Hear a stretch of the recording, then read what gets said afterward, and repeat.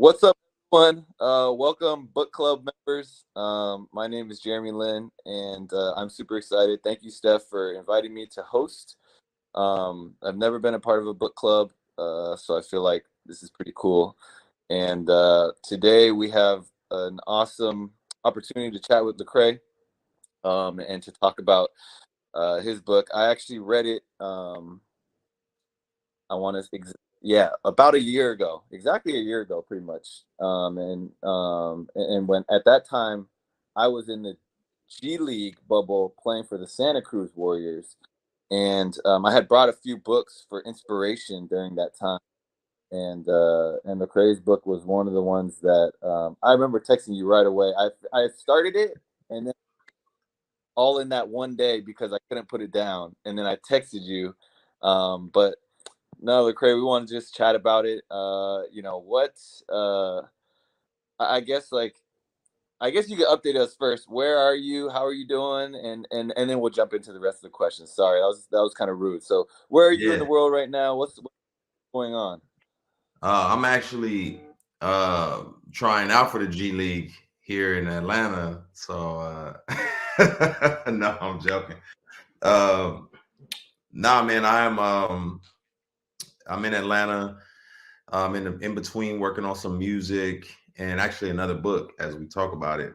Um, and man, yeah, just being a dad, being a husband.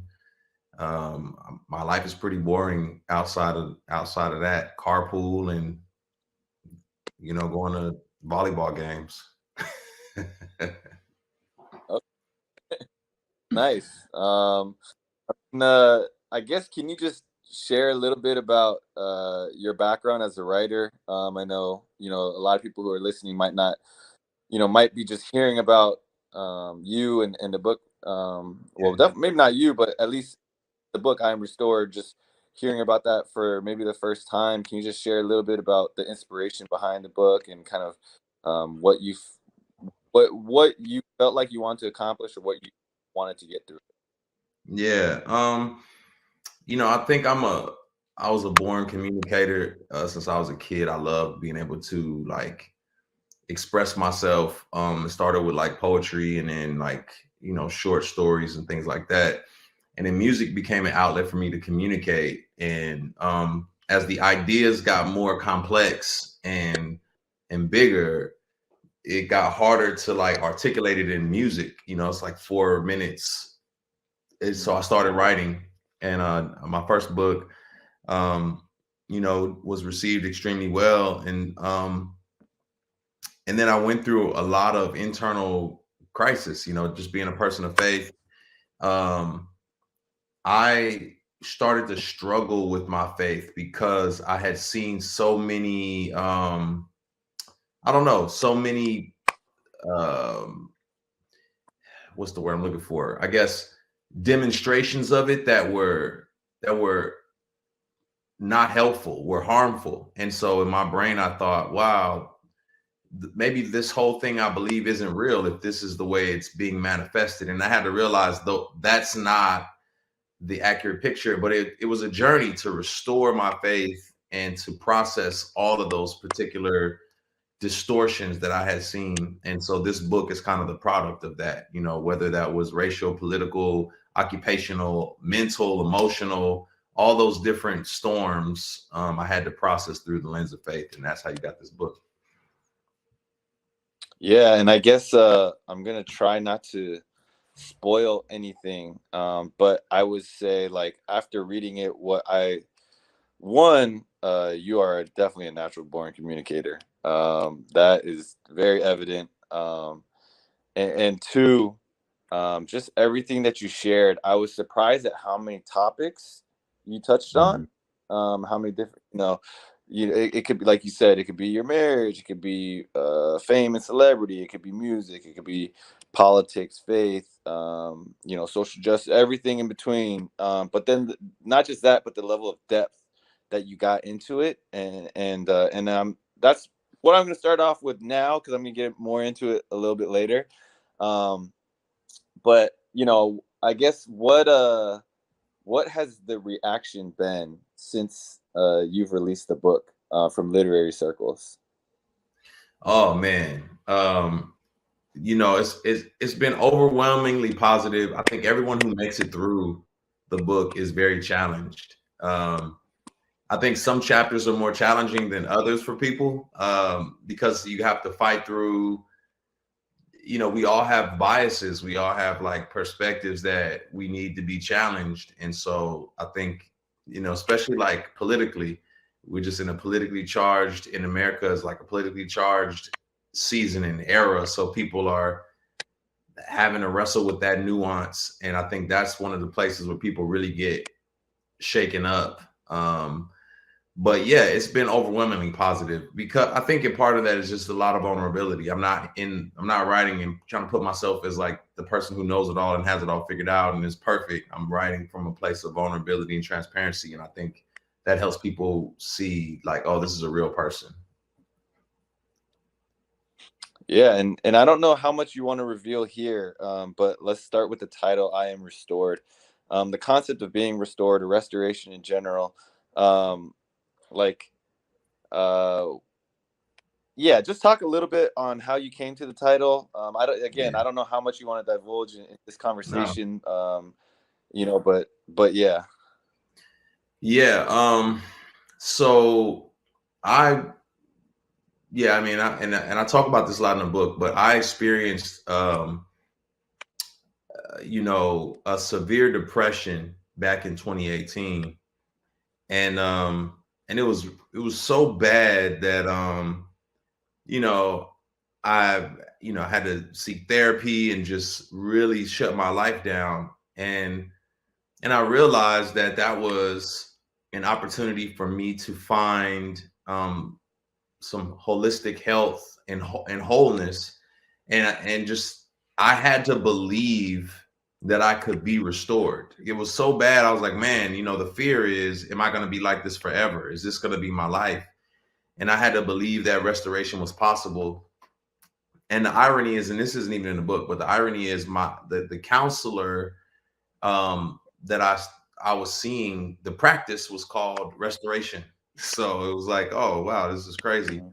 And so I had been wrestling with that idea, and I didn't know what it looked like to find restoration, emotionally and mentally. But then when I discovered that it's a process, not necessarily like this destination. Restoration and being restored is this process. It's a regular process. So I mean, as an athlete, it's like you don't like tear your Achilles and then like, all right, it's fixed. It's like you have to continue that journey of keeping it healthy. And so that's really, where the concept and the title came from. Yeah, and I will just share a little bit after reading kind of what you talked about, restoration. Like, I went through um similar battles, even since you've written that, the well, since sorry, not since you've written, since I've read it. Mm, I've struggled a lot with certain questions. I've read other books. I feel like there have been a lot of things in my theology as a believer, as a Christian, that I'm putting back on the table, and wondering, is that true? Where did this come from? Who was mm, the source? And what mm, was his underlying motivation for it? I've been asking a lot, and I've been reading a ton.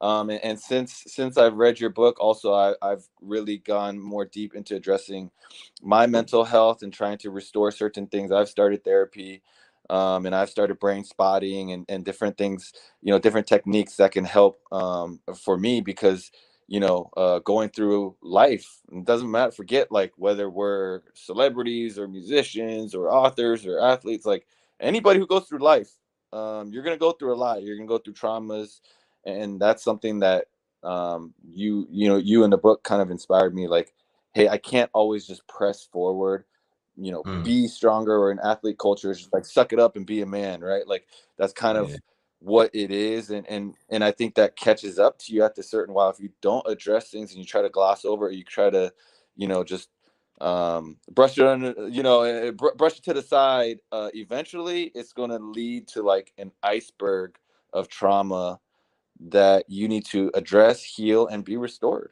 And yes, so thank you for yes. kind of going off of that, and there's a few topics that I wanted to touch, or kind of dive into. There's four topics that I wanted to, or like themes. The first one, which I would say, my goodness, I have so much respect for you, but it's vulnerability and transparency. Mm, People, I always kind of express to people, one of the things that's hard about being a celebrity is when you have a bad day at work, everybody sees it, the whole world sees it, the whole world can laugh about it, can make memes about it, can write about it, and there's just so much that goes into trying to cater what you allow other people to see, what you mhm. allow the world to see, what you allow your fans to see. The one thing about this book that I'm like, dude, you're a better man than me. I could never have gotten that done. Is just the level of vulnerability and transparency, because that takes so much boldness and courage to really like bring your mess, like proactively bring your mess out into the world. It's not like you got caught in TMZ or somebody is like making you, it's like you literally decided to do that in your in your own volition. Like, can you talk about just the process of and how you came to become so vulnerable and transparent, and why you did that? And man, it's a must read, if for that alone. Yeah, man. It's funny. It's really like it's a lot of different reasons. So on one end of the spectrum, it's like if you ever see the old movie 8 Mile starring Eminem, he gets in this rap battle, and in the rap battle, the guy does his research on Eminem, and he's about to tell all Eminem's dirt in the battle. But before he can do it, Eminem tells all his own dirt. And so he's like cut his own Mm. legs off. And so there's nothing anybody can say or accuse him of, because it's like he's like, what are you gonna say? I'm a white kid who grew up in a trailer park, and he just like says all the things that he knows the opponent would use against him. And so there's a part of it is that it's saying, listen, I'm not here to save face. I'm not here to look perfect or to look like I have it all together. Matter of fact, that's the crux of my faith. It's not about me being put together. It's about me admitting I'm broken and I need a God who's greater than me, who can provide, health and healing for me.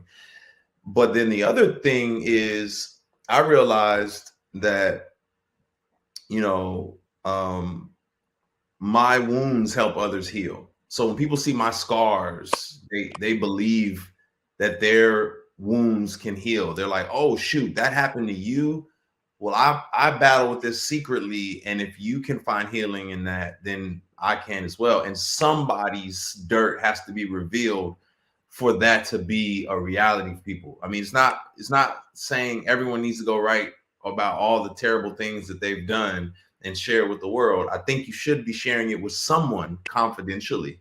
I think people do need to know you holistically and fully, but somebody has to put it out there for others to realize that. And I didn't mind um, being that person, because I needed it. I needed someone to be Mhm. that candid. I needed those examples. And so I thought, who better than the person that looks like they have it all together from the outside? Why not me? So, because if Mhm. I can be used, anybody can. So, Man, that's amazing. And I guess you touch on, you open up a lot of things, yeah, addiction, mental health, trauma, your marriage. I guess this question is kind of, you can kind of choose or you can answer both, but I guess, was there one specific one that was really hard, maybe the hardest to open up about, or the toughest to open up about? And then, and or was there like a moment, a catalyst, was there a conversation or something that you know uh you felt like happened that was like, okay, um i'm I'm ready and I need to open up about this to the world? yeah, um, yeah. It's funny. A lot of people think that it's me being molested as a child is like, whoa, I can't believe he put that out there. And truthfully, that wasn't the toughest part for me, because one, I had processed that for so many years, and two, I was the victim, right? Mm, But the hardest thing was to talk about my marriage, because me being a father and a husband, those are probably the toughest things to talk about, because my actions affect my kids and my wife, and so they, in a sense, are the people, mm, who were the most at harm from, me not being a healthy person. And so that was hard to talk about, because, man, it's like, man, I failed. That's what it felt like. Man, I failed my family.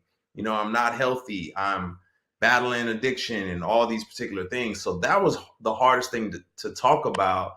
And then even thinking like, I got little kids now, but as they, become young adults, if they go back and read this, they're like, whoa, we did not know all this was happening during this time period. mm.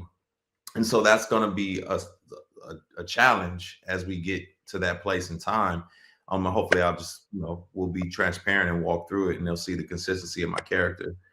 But yeah, and then I would say the catalyst honestly was, being in therapy, because, I wrote the book 2 years after starting therapy. So I had already gone through this process of integration and transparency and healing. And so I was a lot freer to share these things. And being in therapy, I realized how liberating it was to put this stuff out there and look back and say, but I'm healed. It's like you look at people, as a Christian, I look through the scriptures and I see there are no perfect people in that book other than Jesus. It's like David, murderer, adulterer, Moses killed this guy, Noah gets drunk, Rahab sold her body, Paul killed people. It's just on and on down the line. And so it's like, oh, I'm human like the rest of these people. I just I need God. And so that was kind of the catalyst for me to be able to be transparent and honest about those things. Man, that's yeah. I mean, and that's a perfect segue. Because the second theme or topic I would definitely want to talk about was faith, which your breakdown of so many different things across faith. I mean, that was definitely one of the catalysts for me to go learn more, read more, Mhm. search more deeply, question a lot of things. And, at first, and people kind of sometimes, and I even had a conversation with my family and some close friends. I'm like, hey, I'm kind of questioning this. I'm putting this back on the table. I'm reconsidering this. And at first, when you say that, everyone's like, what? Like, it's like this, it's a huge reaction. But I ended up actually like realizing that like asking these questions and putting things back on the table, you might get to the same conviction and the same belief that you had before, but you have a different level of depth to it, Mhm. and that it's a healthy process to it. And actually, if you're just trying to block out, and that's actually the part of the restoration, you have to go through this. And I even read a book on like different stages of doubt and how doubt is one of the biggest things to restoration. Mhm. Asking those tough questions and really confronting that. And so one of the things that you talked about, was you said you felt you were focused on your devotion to God rather than God's devotion to you. Mhm. That sounds, I'll say it one more time. You said you were focused on your devotion to God rather than God's devotion to you. Can you kind of dive into that a little bit more? Explain the difference, and just go speak more in depth about that. Yeah. Well, you know, um, in our culture, in our society, the idea of being religious is to be a rule keeper, right? Is to be very rigid. It's like, oh, you're religious, so you have these rules that you follow, and the outside world picks up on those things because that's what we give off, as followers of God, and we give off like it's about rules. And so it was easy for me to kind of do a self check or an analysis and say, well, I follow the rules, so I must be good. You know, it's about my devotion to God. Did I wake up and read this morning? Did I listen to this sermon? Did I walk the lady across the street? Check, check, check. I'm good. And then I began to realize, you know, I can do all of those things and still not have a healthy relationship with God, because my relationship with God was deteriorating. Mm. But I could check all the boxes, but I knew I wasn't healthy, right? I knew I was not a healthy person emotionally, mentally, spiritually, but I could still check these boxes. And then I realized, you know what? I'm more focused on what I can do for God. Like, did I check my boxes? And I'm not focused on how devoted he is to me, how he's consistently caring for me and walking with me, and is willing to walk with me through my doubts and my inconsistencies and my lack of, compassion and care and concern. And so, a lot of people are afraid of this word deconstruction, but oftentimes, if a house is dilapidated and molded and has, all kinds of terrible things going on with it, you have to deconstruct it. You have to tear it down. Doesn't mean you get rid of the foundation, right? You keep the foundation. And for me, my foundation was my belief in Christ. But what I built on that was more. It was more institutional, corporatized, gentrified, politicized, and racially or culturally exclusive, and it did not include a global perspective. It didn't include like the nuances that I needed. And so I just began to put pieces together. But in order to put the pieces together, you got to dig and you got to say, wait, this wall should come down. And people are like, no, no, no, no, no, don't tear that wall down. What are you doing? But it's like, I have to, because I need to figure out what wall needs to go here. And so that was a lot of, and that's where I realized God was devoted to me, because he allowed me to tear those walls down and walk around on this foundation and just take my time and put stuff together. And he was there with me and cared for me the whole time. Man, that's awesome. And yeah, I would just wish I could ask a few more questions about that, but but it's all good. I know a lot of the book club members have read the book and have really like been able to see, the intricacies of everything that you just talked about. I kind of, before, the third theme that I wanted to chat about was self-care, but I kind of have this like in between question of self-care and faith combined. Is, in your book you talk about taking 4 months off, and you went off the grid, you left social media behind, and it's this concept of self-care is very, like, people are talking a lot about that, but the Bible talks about that a ton, and it talks about rest, it talks about Sabbath, it talks about, I mean, God models that for us.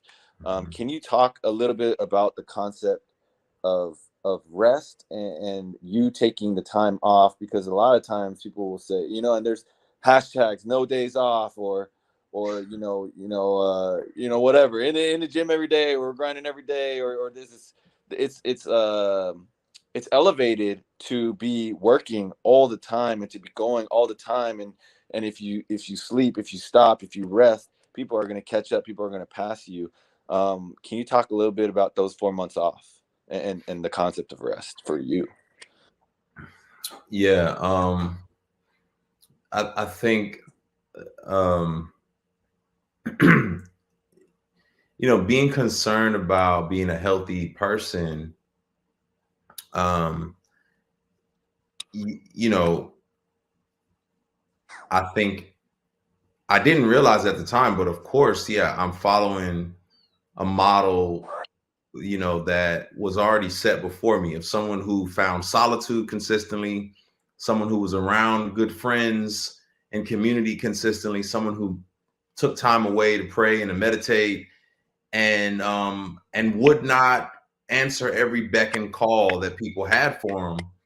And this was during his time period, one of the most sought after popular people to walk the planet. And of course, that was Christ, right? He took all these things, and I was like, oh shoot, that's what he did. I didn't realize that I was following that model, but I did realize that this is just a healthy lifestyle, right? It's just healthy to go off the grid. It's healthy to take a break from answering everyone's call and everyone's desire for you to move. It's healthy to consider, your mental capacity. And you don't, I think as technology advances, we get benefits and we get detriments, right? So the wheel gets invented and it's like, awesome, we have a wheel. We can go further than we've ever gone before. Now we can put it on a carriage and just go way further. But the problem is we're gone more, right? It's like now you're gone from your family more than you were before. Now you're gone from, you're tempted to go to as many different things as you can possibly go to. And so you lose something with that advancement. And so with the advancement of technology, we can be in multiple places at the same time, but there's also a detriment because I don't think our minds were created to handle the weight of everything happening simultaneously all the time. It's too much. And I think that's why you see the mental health deteriorating astronomically, is because we're taking on way too much. It's like I do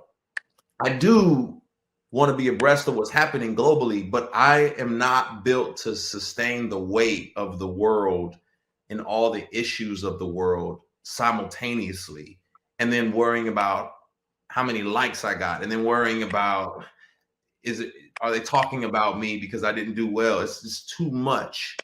And so it was necessary to get away, to stop, to pause, to meditate, to think about things that are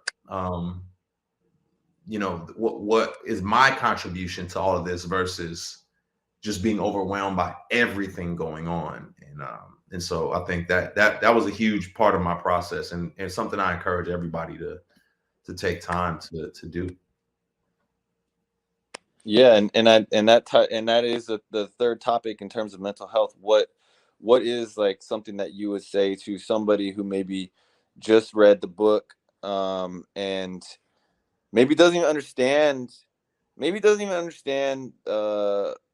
the battle. And the reason why I say this is because I didn't even understand. You kind of go into therapy, or anything, you're kind of like, oh, I want to address my mental health, but it's almost like you don't know what's behind that door sometimes, and you don't know how deep it goes. You don't know how much of the and it's almost scary, but I think there's a stigma around seeking help, or going to get help. I mean, let's say somebody, one of the book club members just read this, and says, hey, I want to try to address my mental health. What's a piece of advice that you would have for them?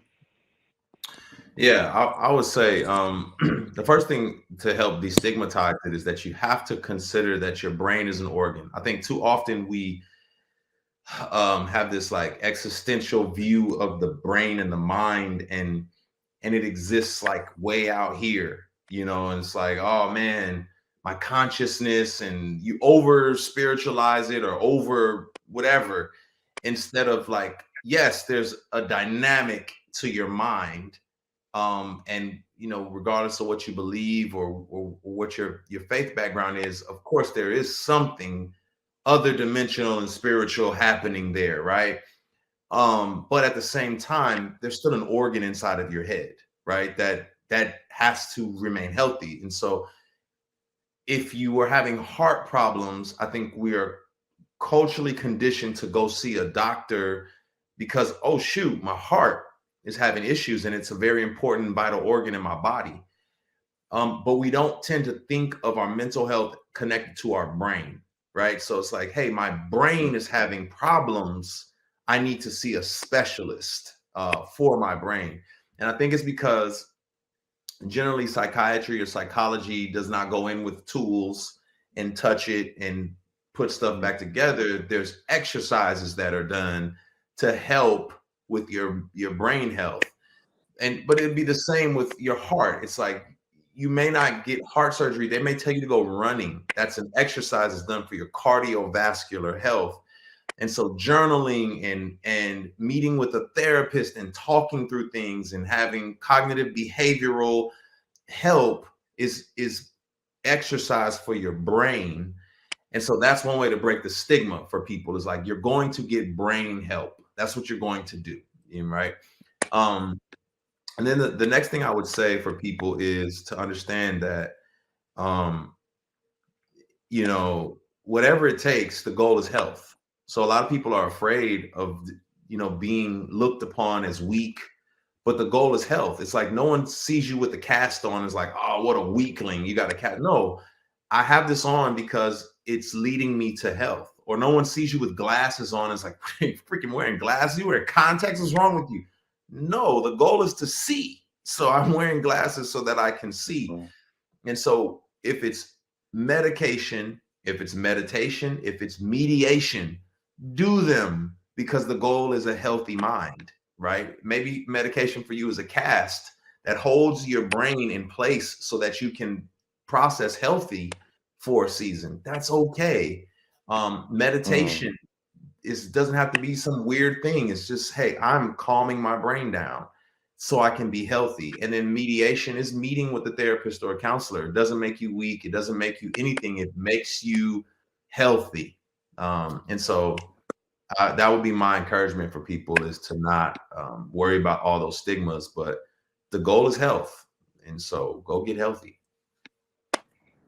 No, I appreciate you sharing that. And even since reading the book, like yeah, like, meditation and mediation are two things that I've started. I used to think meditation was like some weird thing with, like, you know I don't know, you got to light certain candles and have, like, I didn't even like I didn't, it was just like, so in my mind it was just like, dude, that's so like food, like it's so like weird, like and Yeah. now, there's times where I'll do it like every day for, and after going to therapy, it just showed me, just having somebody else to talk to and kind of talk to me about it, and a professional, somebody who studied it. They've taught, my therapist has told me, like, Jeremy, like, it doesn't, it doesn't seem like anything you do is ever good enough for you. Like, Mm, it doesn't seem like you know how to um, be still, and to not be problem solving. It doesn't seem like you know how to really just be in the presence of God, instead of, versus always be trying to think about the next thing you need to do for God. I mean, mm, these are like hard hitting themes that touch every aspect of my life. And if I'm not able to, and these are people who are, my therapist is helping me and talking me through, and just the fact that I could realize it mm-hmm, takes, I mean, that's a huge part of the battle. mm-hmm, And that somebody could help reveal that problem to me, mm, that is, man, it's literally life transforming, mm-hmm. restorative. Yeah, you don't know But yeah, I what to mean, fight if no one puts it in front of you. Yeah. exactly. So no, and I know, we have I know we're on the clock, and so I wanted to wrap up with the fourth theme and the final question. This concept that you talk about, fatherhood. Um, what what else do you feel like fatherhood has taught you about yourself? I mean, the way that you've talked and opened up about your family is, Mm, again, very very inspirational. So yeah, what has fatherhood taught you about yourself? mm. Man, that I still have a long way to go. It's taught me, um, you know, growing up without my father, and him battling his addiction, battling his incarceration, um, really put this unhealthy need to prove I could be better inside, right? And so I'm constantly wanting to be the ideal dad, the picture perfect television dad. And the challenge for me in that process has been, being a dad is not about like um looking at my kids as a reflection of myself. Like, if they mess up, I did not do right. It's really challenged me to be more compassionate and more gracious in the same way God is with me. It's like he's looking at me and he's perfect, and I'm supposed to be a reflection of him. And if I'm a reflection of him, then he must be like, oh my gosh, what the heck is going on? You know what I'm saying? And so I'm less like overbearing. I'm less, like the little league dads who are like, John, what are you doing? Ah! I'm less like that because I'm not living vicariously through my children. They're not a reflection of how awesome or not awesome I am. They are their own individual selves in their own minds that I get the privilege to help mold and to help lead and guide. And I want to do that compassionately and lovingly. And so that's been a challenge because it's me trying to be the standard that I've created for myself instead of being who they need me to be. And so that's always going to be a challenge, man. It's in anything you do, it carries over. So the same way you were just saying, you're trying to do these great things, like you're challenging yourself. That can be healthy, but sometimes we put these weights on ourselves. And everyone is religious, right? Whether it's sports or your work, you're religious because in your brain you're thinking, if I do this, then I'll get that. And you begin to just dedicate yourself to it, and you put these unrealistic standards on yourself that if you don't meet, somehow now you're worthless, versus putting goals up that say, hey, this is what I'd like to accomplish, and this is what I'm aiming for. If I get it, awesome. If I don't, my value has not decreased, right? It didn't happen. It didn't work out. And so again, like being a dad, I've had to like stop carrying that stuff over, because for me it's like, oh man, look, I had a goal, I hit it. You know what I mean? And so I did that in other aspects of my life. I got to do that in my house. And then when my son is caught stealing cookies out the cookie jar, it's like, oh, I'm a terrible dad. And that's not the case. I'm a human, and so is he. And this is an opportunity for me to lean into it and get to the root of why he feels the need to steal the cookie instead of asking for the cookie. So that's my long-winded roundabout answer for that. But that's what being a father has taught me. No, that makes a lot of sense. That's don't worry about.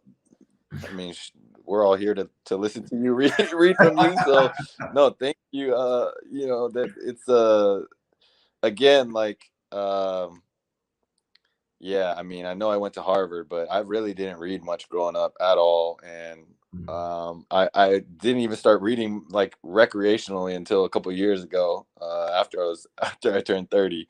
So for me to be able to read your book and the impact it's had on me, and I know that a lot of book club members have written different things and has had a very positive engagement on it. And so Lecrae, I just want to thank you for your for writing the book, for having this conversation, for sharing your insights. I want to thank the book club members for joining, taking your time to read and engage. Feel free to post any follow-up thoughts or questions. Feel free to post or engage further on the app.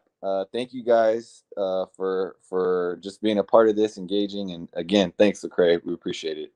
Nah, bro, thank you. I'm very proud to have a friend from Harvard. That's my biggest claim to fame. I was recruited, but it's cool. It's all right. You still win. It's all right. It's true.